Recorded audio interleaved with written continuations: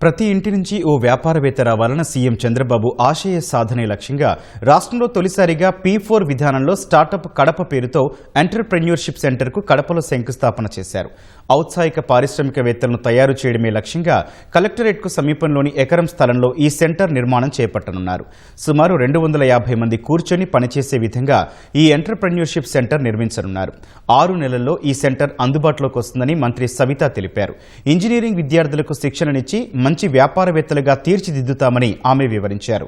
దీనికి అవసరమైన నిధులన్నీ P4 విధానంలోనే సమకూర్చనున్నట్లు తెలిపారు.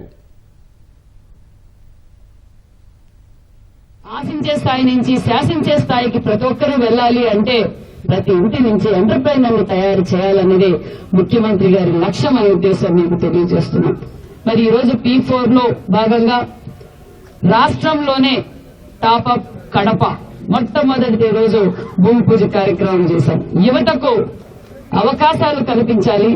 యువత ఎందుకంటే ఇక్కడ చదువుకున్న ప్రతి ఒక్క విద్యార్థి ఎక్కడికో వెళ్లి వాళ్ళు ఎక్కడో బెంగళూరు వెళ్ళాలి, ముందైతే బాంబే వెళ్ళాలి, వైజాగ్ అలా కాకుండా మన ప్రాంతంలోనే మన డిస్టిక్ హెడ్ క్వార్టర్స్ లో ఇలాంటి కార్యక్రమం పెట్టాలి అని చంద్రబాబు నాయుడు ఆదేశించగానే మరి P4 మోడల్ కింద రాష్ట్రంలో ఫస్ట్ మనం ఈ కడప టాపప్ భవనానికి ఈ రోజు భూమి పూజ కూడా చేసుకోవడం చాలా గర్వంగా ఉంది.